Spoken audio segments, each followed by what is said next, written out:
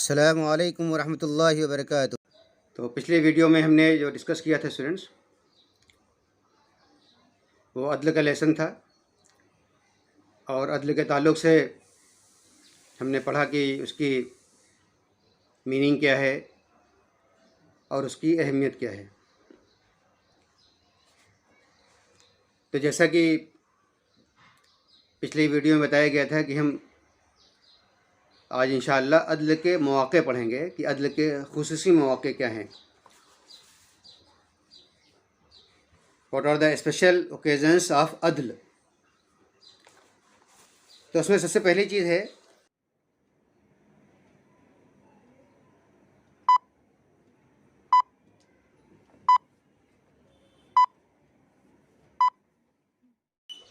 کہ اللہ تعالیٰ نے قرآن مجید میں ارشاد فرمایا، اعوذ باللہ من الشیطان الرجیم، بسم اللہ الرحمن الرحیم، وَأَوْفُوا الْكَيْلَ وَالْمِيزَانَ بِالْقِسْطِ، یعنی ناپ تول میں انصاف کے ساتھ ساتھ پورا دو۔ سورہ الانعام ورس نمبر 152۔ دیکھیں، انصاف تو ایسے ہر موقع پر ہر لمحے اس کا خیال رکھنا چاہیے، لیکن یہ خصوصی حکم دیا گیا قرآن مجید کے اندر کس معاملے میں؟ ناپ تول میں۔ اب دیکھیے کتنی اہم بات ہے یہ۔ مارکیٹ کے اندر، بازاروں میں اسی بات کا جھگڑا ہوتا ہے۔ کوئی چیز کسی سے خرید فروخت ہوتی ہے تو اس میں اسی پر اختلافات ہوتے ہیں اور پھر آگے بڑھ کر کے بات بگڑ جاتی ہے۔ عام طور پہ بھی ایک ٹھیلے والا بھی ہے، ایک غریب آدمی بھی ہے، لیکن وہ بھی انصاف سے کام نہیں لے پاتا ہے بعض موقع پر۔ پھل خرید کے لائے، گھر آگے دیکھا کہ جو وزن تھا وہ اس وزن سے کم ہے، وہ یا اس نے بول کے دیا کہ بڑے تازے فروٹ ہیں، آج ہی لے کر کے آیا ہوں، اور گھر آگے پتہ چلا کہ سب خراب اور بڑے باسی فروٹ نکلے۔ تو یہ ناپ تول کا معاملہ یہ ہے کہ ہر کوئی اس زہر سے ڈسا جا رہا ہے معاشرے کے اندر، ہر کوئی پریشان حال ہے۔ اب یہ چاہے سبزیوں کا اور فروٹ کا معاملہ ہو، یا بڑے بڑے کاروبار کا معاملہ ہو، کپڑے بیچنے سے لے کر کے اور زمینیں بیچنے تک کا معاملہ ہو، لوگ کمی کر دیتے ہیں۔ جتنی زمین دکھائی گئی، جتنا پروجیکٹ بتایا گیا، جب معاملہ ہو گیا، پیسے کی ادائیگی ہوگی، معلوم ہوا کہ کچھ اور نکلا ہو، جس سے عام طور سے دنیا پریشان ہے اور لوگ اذیت میں ہیں۔ تو اللہ نے اس تعلق سے حکم فرمایا کہ ناپ تول میں، دوسرے معاملے میں عدل سے کام لیا کرو، اور عملی طور پر مسلمانوں نے دنیا کو یہ دکھایا بھی کہ واقعتاً عدل کیسے کیا جاتا ہے۔ قرآن کی یہ ہدایتیں اگر ہم عام کریں، انسانوں تک پہنچائیں، تو یہ دنیا سکون کا، امن کا گہوارہ بن سکتی ہے۔ اس طرح سے دوسری مثال ہے،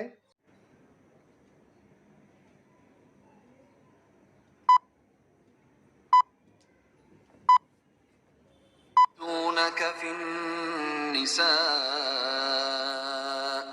قُلِ اللَّهُ يُفْتِيكُمْ فِيهِنَّ وَمَا يُتْلَى عَلَيْكُمْ فِي الْكِتَابِ فِي يَتَامَى النِّسَاءِ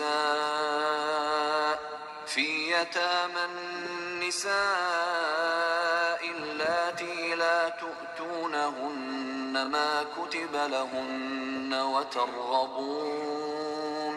وترغبون أن تنكحوهن والمستضعفين من الولدان وأن تقوموا لليتامى بالقسط وما تفعلوا من خير فإن الله كان به عليما۔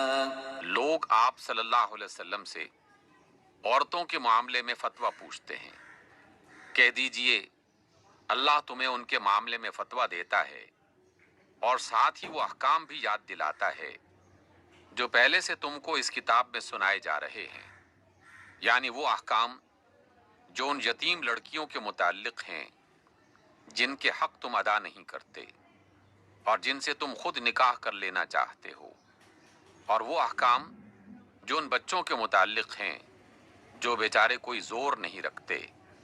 اللہ تمہیں ہدایت کرتا ہے کہ یتیموں کے ساتھ انصاف پر قائم رہو، جو بھلائی تم کرو گے اللہ اس سے باخبر ہے۔ کہ عام طور سے لوگ اپنے سے کمزور طبقے کا حق مار لیتے ہیں، جس کے پاس طاقت نہیں ہے، قوت نہیں ہے، جو اپنے حق کا مطالبہ نہیں کر سکتا، تو اس کا حق لوگ مار لیا کرتے ہیں۔ اس میں جو مثال ہے وہ یتیموں کا مال۔ کسی کے باپ کا انتقال ہو گیا تو جس کسی بچے کے والد موجود نہیں ہیں، اس کا کوئی سپورٹر موجود نہیں ہے، تو عام طور سے خاندان والے اور اس کے آپس کے لوگ اس کی جائیداد، اس کا مال ہڑپ کر لے جاتے ہیں۔ تو قرآن نے ایسے موقع پر خاص حکم دیا، اور کیا حکم دیا؟ وَأَن تَقُومُوا لِلْيَتَامَى بِالْقِسْطِ، سورہ النساء ورس نمبر 127، کہ یتیموں کے ساتھ انصاف پر قائم رہو۔ یہ پورا سلسلہ ہے، ایک پوری آیت ہے، یہ تو ٹکڑا یہاں پیش کیا گیا۔ تو عربوں کا جو معاملہ تھا، ان کے یہاں جس طرح سے کمزوروں پر ظلم کیا جاتا تھا، آج ہم پوری دنیا پر نگاہ اٹھا کے دیکھیں تو آج کمزور طبقات پر ہی انتہائی ظلم کیا جاتا ہے۔ تو اللہ تعالیٰ نے یتیموں کے ساتھ ساتھ تمام کمزور طبقات کے ساتھ انصاف کا حکم دیا ہے۔ حضرت ابوبکر صدیق رضی اللہ عنہ جب خلیفہ بنے تو سب سے پہلا خطبہ جب انہوں نے دیا تو ارشاد فرمایا کہ تم میں سے ہر کوئی شخص اچھی طرح یہ بات سن لے اور سمجھ لے کہ تم میں سب سے زیادہ طاقتور شخص میرے نزدیک سب سے کمزور ہے،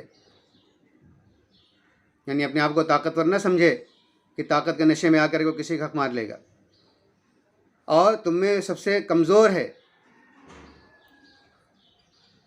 وہ اپنے آپ کو سب سے زیادہ طاقتور سمجھے، یعنی اس کے سپورٹ میں، اس کے ساتھ میں کھڑا ہوں۔ اور پھر جب خلیفہ وقت ساتھ میں ہے تو پھر اس کا مطلب ہے کہ پوری مشینری، پوری طاقت، پوری حکومت اس کے ساتھ ہے۔ تو اسلام نے یہ تصور دیا ہے اور خاص اس موقع پر ہدایت فرمائی۔ پھر تیسرا جو موقع ہوتا ہے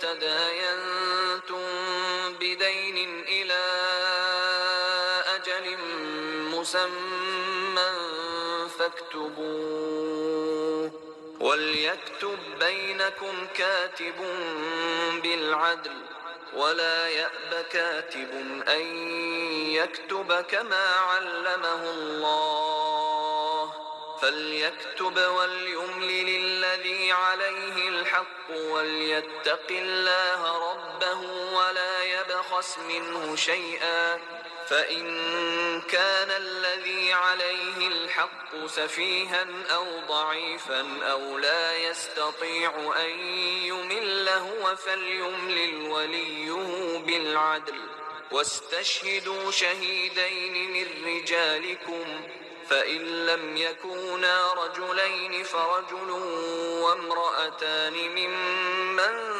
ترضون من الشهداء أن تضل إحداهما فتذكر إحداهما الأخرى ولا يأبى الشهداء إذا ما دعوا ولا تسأموا أن تكتبوه صغيرا أو كبيرا إلى أجله ذلكم أقسط عند الله وأقوم للشهادة وأدنى ألا ترتابوا إلا أن تكون تجارة حاضرة تديرونها بينكم فليس عليكم جناح ألا تكتبوها وأشهدوا إذا تبايعتم ولا يضار كاتب ولا شهيد وإن تفعلوا فإنه فسوق بكم واتقوا الله ويعلمكم الله والله بكل شيء عليم۔ اے ایمان والو، جب تم آپس میں ایک مقرر وقت تک کے لیے قرض کا لین دین کرو تو اسے لکھ لیا کرو، اور لکھنے والے کو چاہیے کہ وہ تمہارے درمیان معاملہ عدل اور انصاف سے لکھے، اور کاتب کو چاہیے کہ وہ لکھنے سے انکار نہ کرے، جیسے اللہ نے اسے سکھایا ہے اس طرح لکھے، اور جس پر حق ہے یعنی قرض لینے والا وہ لکھوائے، اور اللہ سے ڈرے جو اس کا رب ہے، اور لکھوانے میں کچھ کم نہ کرے، اور اگر جس پر حق ہے یعنی قرض لینے والا نادان ہو یا کمزور ہو یا لکھوانے کی صلاحیت نہ رکھتا ہو تو اس کا ولی عدل و انصاف سے لکھوائے، اور اپنے میں سے 2 مردوں کو گواہ بنا لیا کرو، اور اگر 2 مرد نہ ہوں تو وہ 1 مرد اور 2 عورتیں ہوں جن کے گواہ ہونے پر تم راضی ہو، تاکہ ایک بھول جائے تو دوسری اسے یاد دلائے۔ گواہوں کو جب گواہ بننے کے لیے کہا جائے تو انہیں انکار نہیں کرنا چاہیے، اور معاملہ خواہ چھوٹا ہو یا بڑا وقت مقرر کے ساتھ اس کی دستاویز لکھوا لینے میں سستی نہ کرو۔ اللہ کے نزدیک یہ طریقہ تمہارے لیے انصاف کے قریب تر ہے اور گواہی کے لیے محفوظ ترین ہے، اور کم از کم فائدہ یہ ہے کہ تم شک میں مبتلا نہ ہوگے۔ ہاں، جو تجارتی لین دین دست بدست تم لوگ آپس میں کرتے ہو یعنی نقد ہو، اس کو نہ لکھا جائے تو کوئی حرج نہیں، مگر تجارتی معاملے طے کرتے وقت گواہ کر لیا کرو، اور کاتب اور گواہ کو ستایا نہ جائے۔ ایسا کرو گے تو گناہ کا ارتکاب کرو گے۔ اللہ کے غضب سے بچو، اللہ تم کو صحیح طریقہ سکھاتا ہے، اور اللہ کو ہر چیز کا علم ہے۔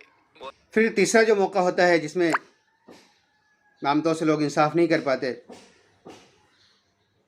اور ڈنڈی مار لیتے ہیں، وہ ہے جب کچھ ڈاکومنٹس تیار کرنا ہو۔ ڈاکومنٹس کی تیاری کے وقت if a documents is to be prepared، جب ڈاکومنٹس لکھے جا رہے ہوں، اس لکھنے میں بھی انصاف عدل سے کام لینا چاہیے۔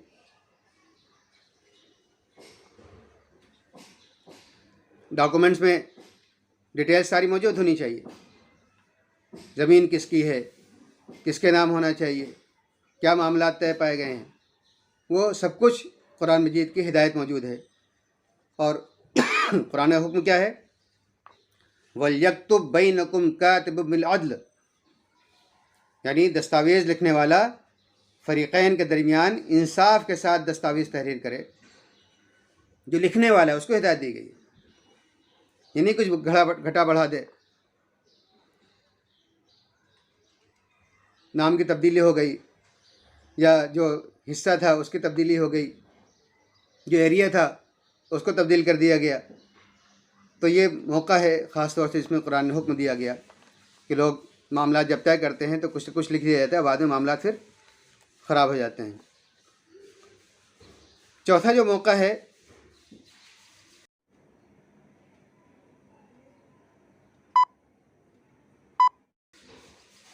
جس میں لوگ عام طور سے انصاف پر قائم نہیں رہ پاتے، لیکن قرآن مجید نے بہت ہی کھل کر کے اس کے تعلق سے گفتگو کی اور ہدایتیں ہم کو عطا کی ہیں. وہ کیا موقع ہے؟ وہ موقع ہے کہ جب اپنا معاملہ اپنا ہو یا رشتہ دار کا معاملہ ہو یا کسی صاحب حیثیت اور مالدار کا معاملہ ہو. اپنا کوئی معاملہ پڑ گیا، بڑی مشکل پیش آتی ہے کہ آدمی خود اپنے خلاف کیسے گواہی دے کہ ہم سے یہ غلطی ہو گئی ہے یا ہم سے یہ معاملہ صحیح نہیں ہوا. تو اپنا معاملہ ہو یا اپنے کسی قریبی رشتہ دار کا معاملہ ہو، اپنے والدین کا معاملہ ہو، اپنے بھائیوں کا معاملہ ہو، اپنے دوست کا معاملہ ہو، یا کسی ایسے شخص کا معاملہ ہو جو بہت ہی مالدار اور صاحب حیثیت ہے کہ اس کے خلاف اگر ہم کچھ بولیں گے یا انصاف کا معاملہ کہیں گے تو آگے چل کے ہمیں پریشانی آ جائے گی.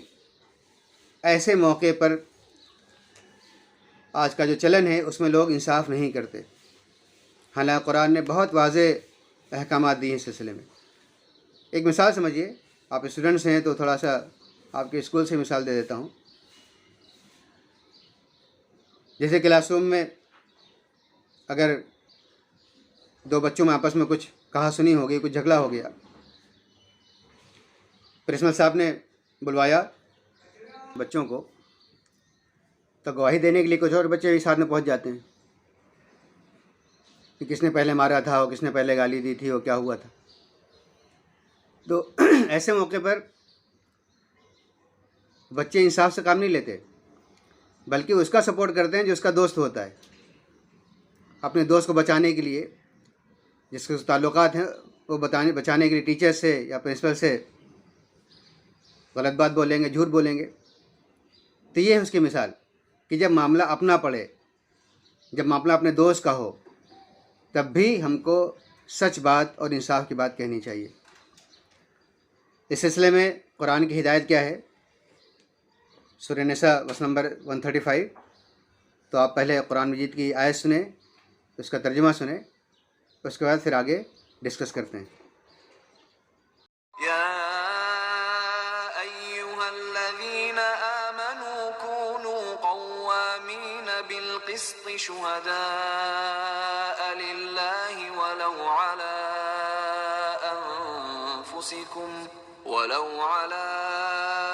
أنفسكم أو الوالدين والأقربين إن يكن غنيا أو فقيرا فالله أولى بهما فلا تتبعوا الهوى أن تعدلوا وإن تلووا أو تعرضوا فإن الله كان بما تعملون خبيرا. اے لوگو جو ایمان لائے ہو، انصاف کے علم بردار اور اللہ کے لیے گواہ بنو، اگرچہ تمہارے انصاف اور تمہاری گواہی خود تمہاری اپنی ذات کے خلاف ہو یا تمہارے والدین اور رشتہ داروں کے خلاف ہی کیوں نہ ہو.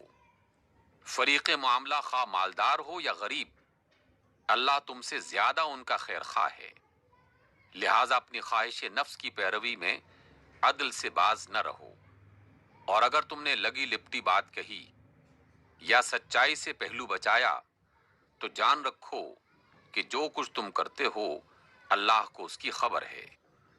تو ابھی جو آپ نے آیت سنی ہے، اس سے کیا بات واضح ہوئی کہ اللہ نے کیا فرمایا کہ اے لوگوں جو ایمان لائے ہو، انصاف کے علمبردار بنو اور اللہ واسطے کے گواہ بنو، اگرچہ تمہارے انصاف اور تمہاری گواہی کی زد خود تمہاری اپنی ذات پر یا تمہارے والدین اور رشتہ داروں پر ہی کیوں نہ پڑتی ہو. فریق معاملہ خواہ مالدار ہو یا غریب، اللہ تم سے زیادہ ان کا خیر خواہ ہے، لہٰذا اپنی خواہش نفس کی پیروی میں عدل سے باز نہ رہو، اور اگر تم نے لگی لپٹی بات کہی یا سچائی سے پہلو بچایا تو جان رکھو جو کچھ تم کرتے ہو اللہ کو اس کی خبر ہے۔ کتنی صاف ہدایتیں موجود ہیں۔ اور پھر ایک بات بہت اہم فرمائی کہ اللہ تم سے زیادہ ان کا خیر خواہ ہے، یعنی اللہ نے سب کو پیدا فرمایا، اللہ سب کی روزی اور سب کی حیات کا انتظام فرماتا ہے۔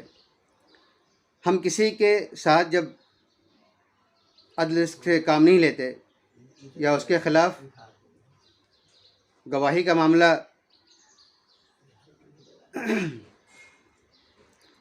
اس کے خلاف گواہی نہیں دینا چاہتے تو ہم اس کو بچانا چاہتے ہیں، اس کی خیرخواہی کرنا چاہتے ہیں، تو اللہ تعالیٰ فرما رہا ہے کہ اللہ تعالیٰ تم سب سے زیادہ خیر خواہ ہے، اور اسی خیر خواہی کی بیس پر اللہ نے یہ احکامات نازل کیے ہیں۔ ہم کسی کے خیر خواہ اللہ سے بڑھ کر نہیں ہو سکتے، ہم کسی کو اللہ سے بڑھ کر نہیں چاہ سکتے، تو خیر خواہی سب سے بڑھ کر اللہ کی ہو سکتی ہے۔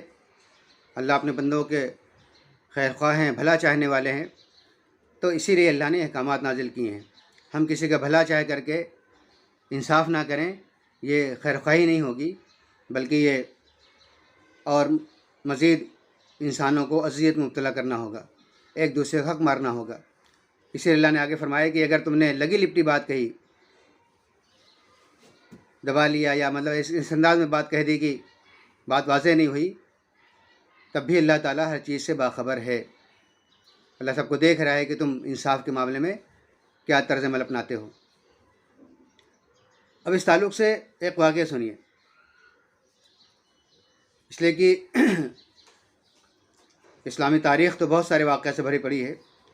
جب صحابہ کرام کے سامنے یہ آیتیں نازل ہوئیں تو انہوں نے اپنی طور پر اس کو کر کے دکھایا، عدل کیسے کیا جاتا ہے، انصاف کیسے کیا جاتا ہے، اور نہ صرف صحابہ کرام نے عمل کیا بلکہ بعد کے ادوار کے بہت سارے مسلم بادشاہوں نے عدل کیا ہے۔ خود اس ملک کے اندر مسلم بادشاہوں نے، جن کو بدنام کرنے کے لیے بہت ساری کوشش و محنت کی جاتی ہے، انہوں نے بھی یہاں پر جو 800 سالہ حکومت کی ہے وہ عدل انصاف کی بنیاد پر کی ہے۔ خیر، شروع کے دور کی کچھ مثالیں ہمارے سامنے آ جائیں تو بات اور واضح ہو جائے گی کہ ایسے اپنا معاملہ ہوتا ہے، اپنی قوم کا معاملہ ہوتا ہے، بھائی اپنا آدمی ہے، ہمارا اپنا معاملہ ہے، اس کے بارے میں کیسے ہم اس طرح کے معاملات کریں۔ تو ایک واقعہ سنیے، یہ واقعہ ہے حضرت عمرو بن عاص رضی اللہ عنہ کا۔ حضرت عمرو بن عاص رضی اللہ تعالیٰ عنہ مصر کے گورنر تھے۔ مصر انہوں نے فتح کیا، فاتح مصر ہیں۔ مصر، ایجپٹ جو پورا کنٹری ہے، پورا ملک ہے، اس کو حضرت عمرو بن عاص رضی اللہ عنہ نے فتح کیا تھا، اور وہاں کے گورنر تھے۔ اب وہاں پر ہوا یہ کہ گھوڑ دوڑ کا مقابلہ ہو رہا تھا، ہارس رائڈنگ چل رہی تھی، گھوڑوں کا مقابلہ چل رہا تھا۔ اس میں عمرو بن عاص کا بیٹا بھی شامل تھا۔ تو گھوڑ دوڑ کا مقابلہ ہوتے ہوتے حضرت عمرو بن عاص کے بیٹے سے ایک مصری کا گھوڑا آگے نکل گیا۔ وہاں کا جو مقامی باشندہ تھا، معمولی آدمی تھا اس کے مقابلے میں، تو اس کا گھوڑا ان سے آگے نکل گیا۔ تو حضرت عمرو بن عاص رضی اللہ عنہ کے بیٹے نے اس مصری کو ایک کوڑا مارا، ہینٹر مارا، اور کہا تو مجھ سے آگے نکلنے کی کوشش کرتا ہے، یہ لے، میں ایک بڑے باپ کا بیٹا ہوں، میں ایک بڑے باپ کا بیٹا ہوں، یہ کہہ کر کے اس کو ایک کوڑا رسید کر دیا۔ اب یہ بات جب پھیل گئی تو کہ عمرو بن عاص کے بیٹے نے ہنٹر مارا ہے، کوڑا مارا ہے، تو حضرت عمرو بن عاص رضی اللہ عنہ نے اس مصری کو گرفتار کر لیا، بجائے اس کے کہ بیٹے کو سزا دیتے، اس مصری کو، مصر کے رہنے والے کو گرفتار کر لیا۔ خیر، کچھ مہینے بعد وہ مصری کسی طرح سے نکل کر کے حضرت عمر رضی اللہ تعالیٰ کے پاس پہنچا، اس لیے خلافت حضرت عمر رضی اللہ تعالیٰ عنہ کی تھی، خلافت فاروقی کا دور تھا۔ اب مصر سے وہ شخص مدینہ پہنچا اور جا کر شکایت کی کہ میرے بیٹے کے ساتھ ایسا ایسا معاملہ ہوا۔ اس سے بات یہ سمجھ میں آتی ہے کہ انصاف کس طرح قائم تھا کہ اس قدر بات کو بھی لوگ شکایت کر سکتے تھے اور داد رسی کر سکتے تھے۔ تو مدینہ پہنچ کر جب حضرت عمر رضی اللہ عنہ سے اس نے شکایت کی تو حضرت عمر رضی اللہ عنہ نے ان دونوں کو فوراً بلوا لیا۔ کس کو؟ مصر کے گورنر حضرت عمرو بن عاص رضی اللہ عنہ کو، ان کو بلایا اور ان کے بیٹے کو بلایا، اور پھر سر عام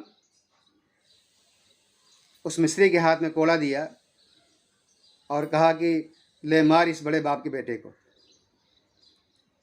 خوب جی بھر کے اس کی پٹائی کر۔ اب دیکھیں حضرت عمرو بن عاص مصر کے گورنر ہیں، ان کی گورنری کو چھڑوا کے سارے کام کو پینڈنگ میں ڈال کے ان کو مدینہ بلوایا گیا، اور پھر اس ایک کوڑے کی سزا دلوائی گئی۔ جب مصری وہ اچھے سے مار چکا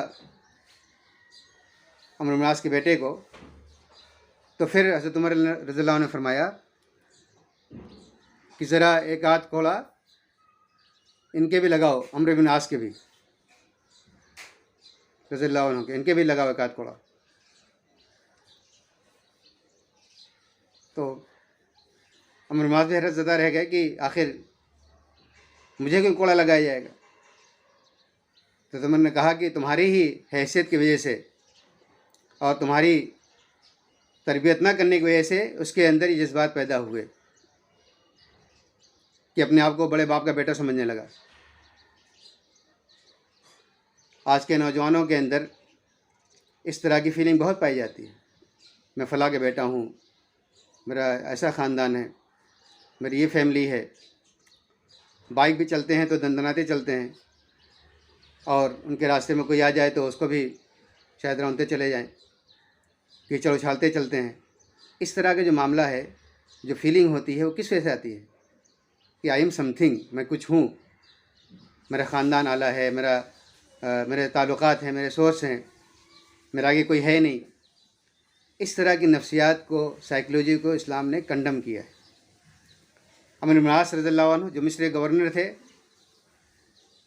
ان کو بھی حضرت عمر رضی اللہ عنہ نے کہا کہ ان کی پٹائی کرو، اور پھر کیا بات فرمائی حضرت عمر رضی اللہ عنہ نے، بہت مشہور جملہ آپ کا، اور اسی مشہور جملے کی بنیاد پر دنیا کے اندر انصاف قائم ہوا۔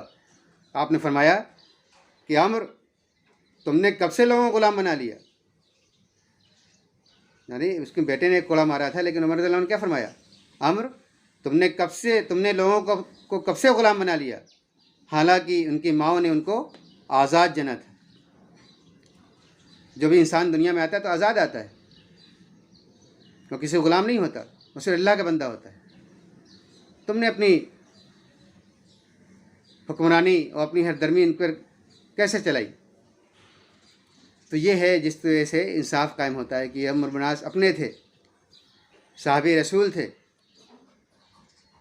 مسلم قوم سے تھے، لیکن ایجپشین، ایک مصری، ایک غیر قوم کا فرد جب اس کے ساتھ زیادتی ہوئی تب بھی یہاں پر انصاف قائم کیا گیا۔ اسی جذبے کی، اسی فکر کی آج دنیا کو ضرورت ہے کہ ہم قرآن مجید کی بیس پر، اللہ کے رسول صلی اللہ علیہ وسلم کی تعلیمات کی بیس پر دنیا کے اندر عدل کا نفاذ کریں، انصاف پر لوگوں کو قائم کریں۔ ورنہ دنیا کے اندر آج تو ہر جگہ اذیت ہے، ہر جگہ جو بھی حکمراں طبقہ ہے، جو لوگ بھی ہیں، وہ لوگوں کا خون چوس رہے ہیں اور لوگوں کو انتہائی حد تک اذیت مبتلا کر رہے ہیں۔ یہ اسلامی ایک ایسا مذہب ہے، اسلامی ایسا دین ہے جو دنیا کے اندر انصاف قائم کر سکتا ہے۔ اب ایک آخری جو پوائنٹ ہے وہ ہے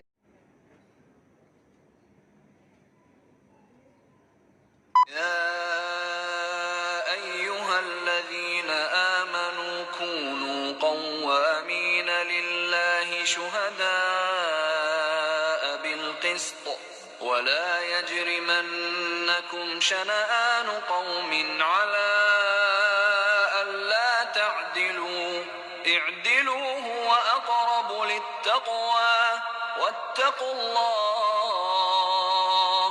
ان اللہ خبیر بما تعملون۔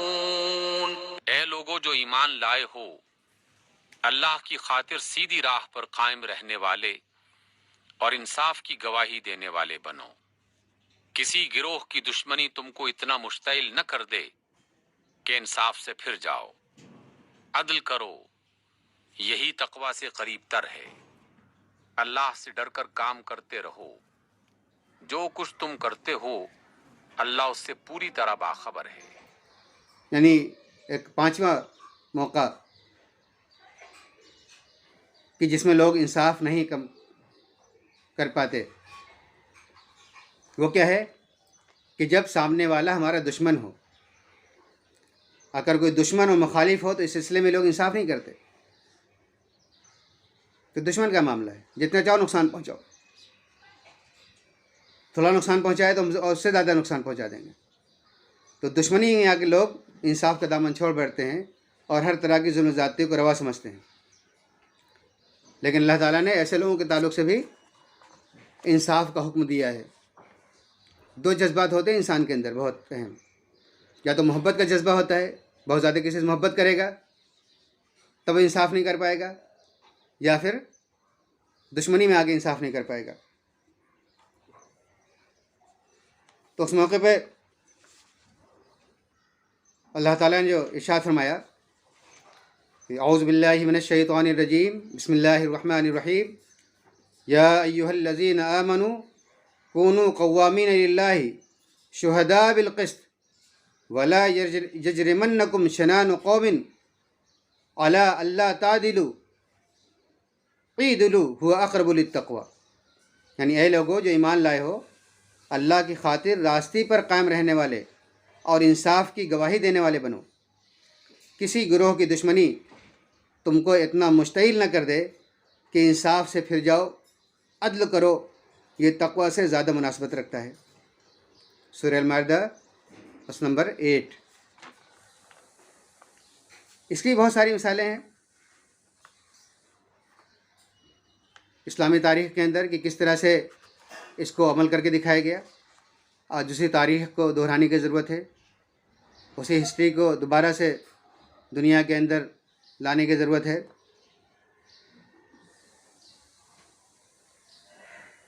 نبی کریم صلی اللہ علیہ وسلم سے کتنی دشمنی نبھائی گئی، صحابہ کرام سے یہودیوں کی دشمنی کتنی واضح ہے۔ مسلمانوں کے یہود پکے دشمن رہے، آج بھی دشمن ہیں، اور ہر طرح کی سازشیں کرتے رہتے تھے پہلے بھی اور آج بھی کر رہے ہیں۔ لیکن ایک مرتبہ ایک مسلمان کا اور یہودی کا معاملہ حضرت عمر رضی اللہ عنہ کے سامنے پیش ہوا، تو حضرت عمر رضی اللہ عنہ نے یہودی کے حق میں فیصلہ کیا۔ تو جب فیصلے کا معاملہ آئے گا، انصاف کا معاملہ آئے گا، اس موقع پر جس کا جو حق ہے اس کے لحاظ سے فیصلہ کیا جائے گا۔